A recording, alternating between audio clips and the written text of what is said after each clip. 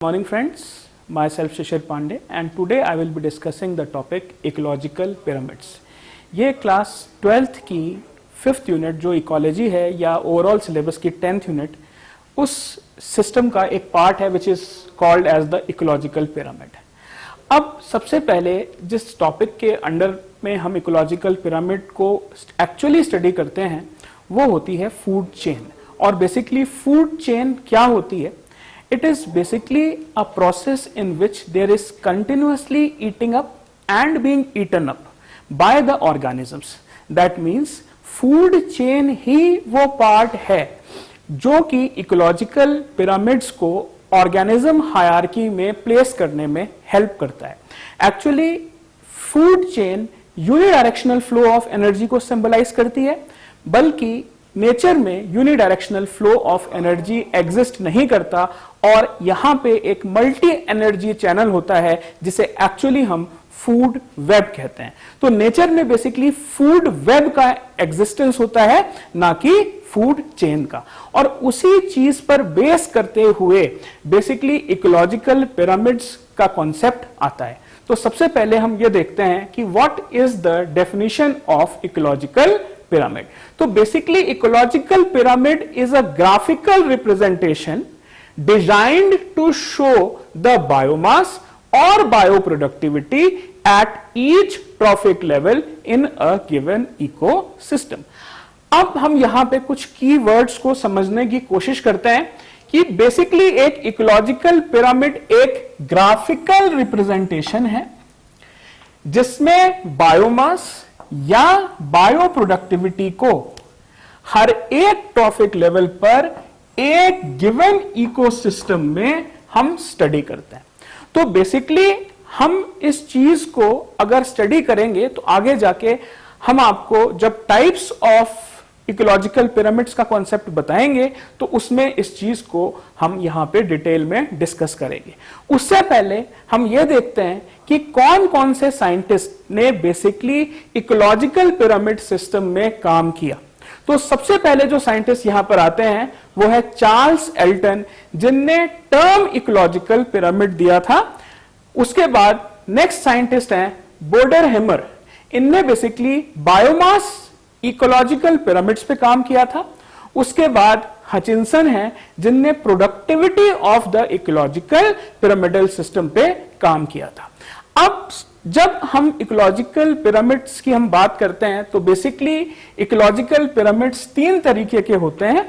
एक को pyramid of number कहते हैं, एक को पिरामिड ऑफ बायोमास कहते हैं और एक को पिरामिड ऑफ एनर्जी कहते हैं। तो जो सबसे आसान है जिसमें फूड चेन का कॉन्सेप्ट एक्चुअली एग्जिस्ट करता है वो है पिरामिड ऑफ एनर्जी। यहां से हम इसको लेके चलते हैं। तो जो स्ट्रक्चर्स ऑफ इकोलॉजिकल पिरामिड्स हैं वो बेसिकली दो तरीके के होते हैं।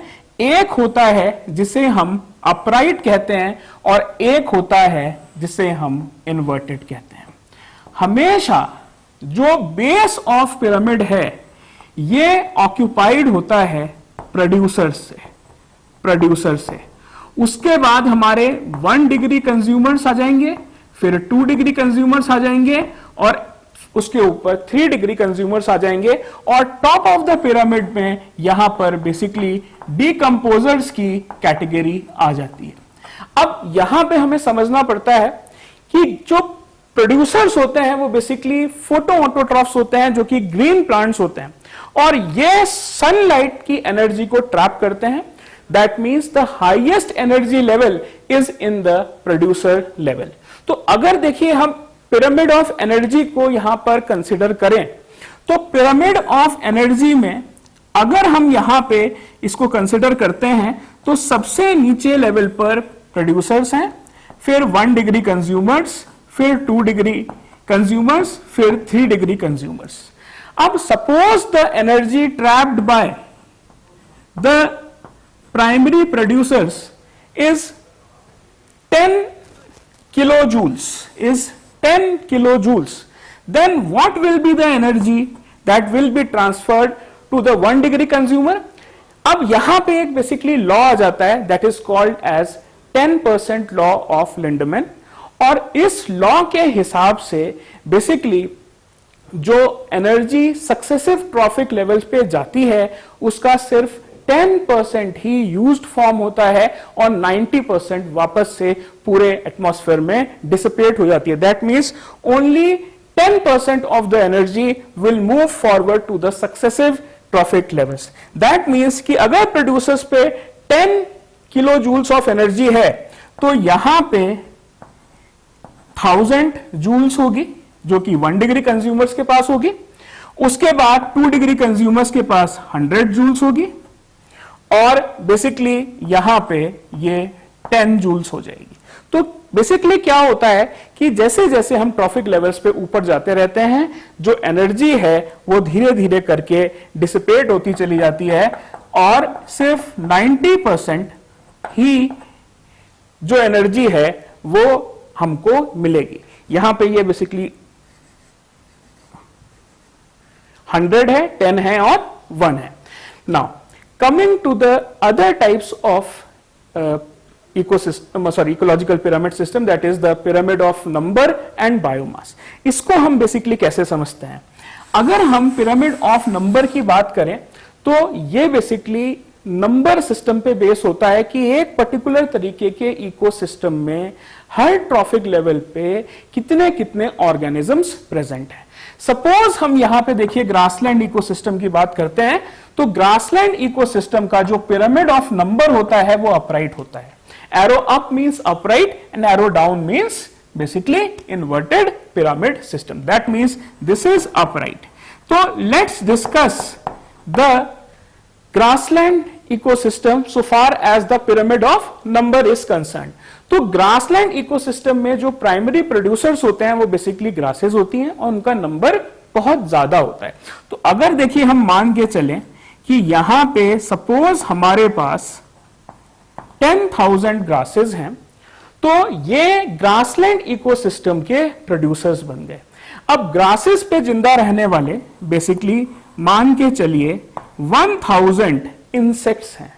इंसेक्ट्स को मान लीजिए 100 फ्रॉग्स उस पे अगर अपना परसिस्टेंस शो करते हैं और फ्रॉग्स को खाने वाले 10 स्नेक्स हैं तो बेसिकली एक अपराइट इकोसिस्टम का डिजाइन बन जाएगा जब हम ग्रासलैंड इकोसिस्टम को in terms of pyramid of number में बात करेंगे, जहां नंबर के बेसिस पर देखिए प्राइमरी प्रोड्यूसर सबसे ज्यादा है, उसके बाद 1 डिग्री कंज्यूमर्स हैं, उसके बाद 2 डिग्री कंज्यूमर्स हैं और उसके बाद 3 डिग्री कंज्यूमर्स हैं।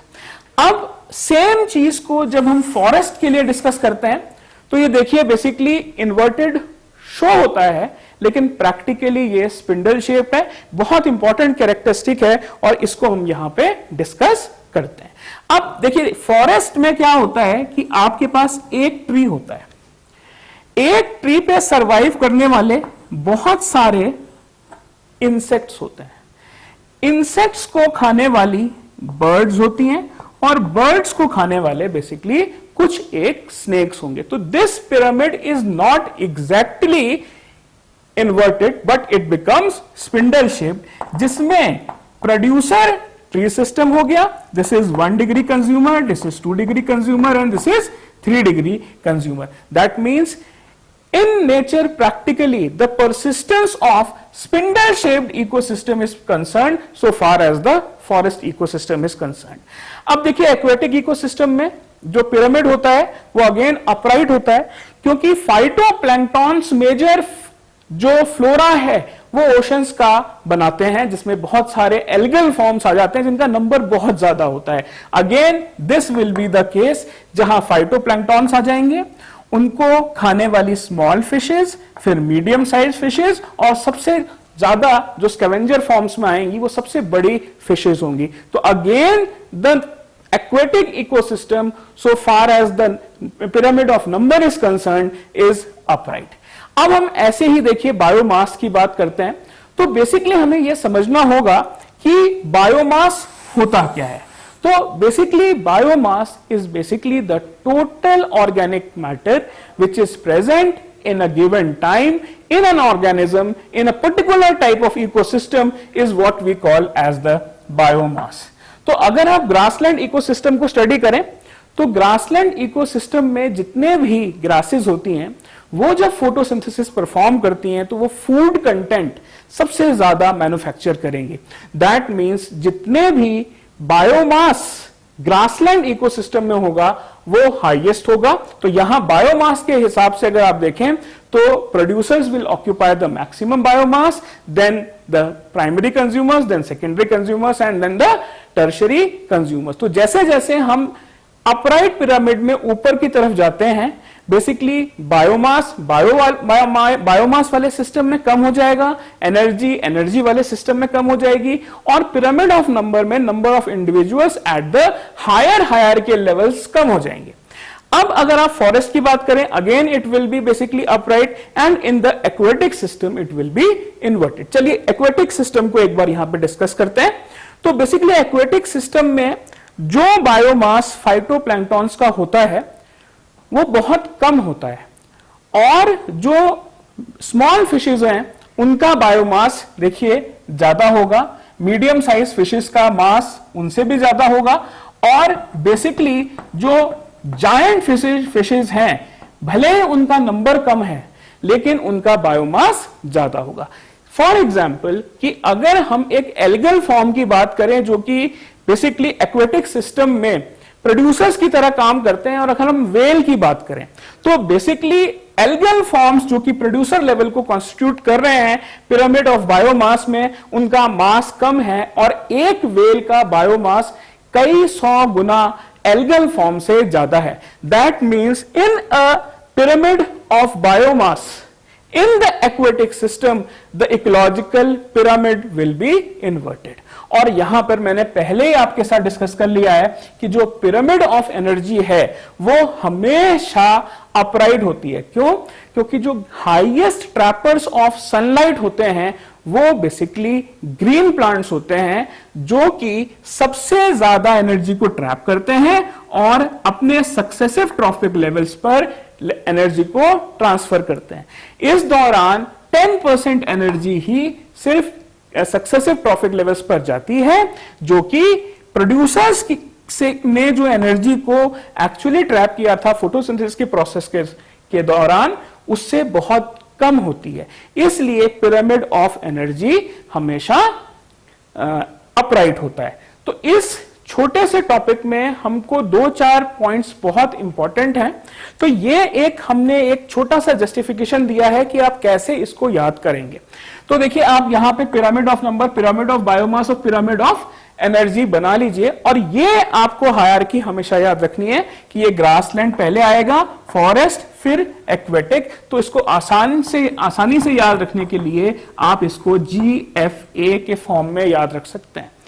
अब अगर आप इस पूरे सिस्टम को देखें तो आपको सिर्फ ये याद रखना है कि ग्रासलैंड का upright, this is inverted, bracket में आप स्पिंडल शेप लिख दिए, and this is upright. This is the key for solving all the questions. And upright, inverted, upright, और यहां पे देखिए ये अपराइट इन्वर्टेड है, on pyramid of energy is always upright. This is a important question for medical, which among the following ecological pyramids is always upright? Answer is pyramid of energy.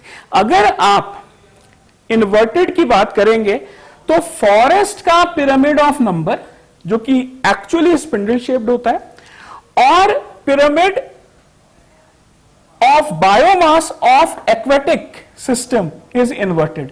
Otherwise, all the pyramids are upright. So these two are the important factors which are actually inverted, and all the other forms of system are upright. So in this topic, I have discussed a brief review of the ecological pyramid system.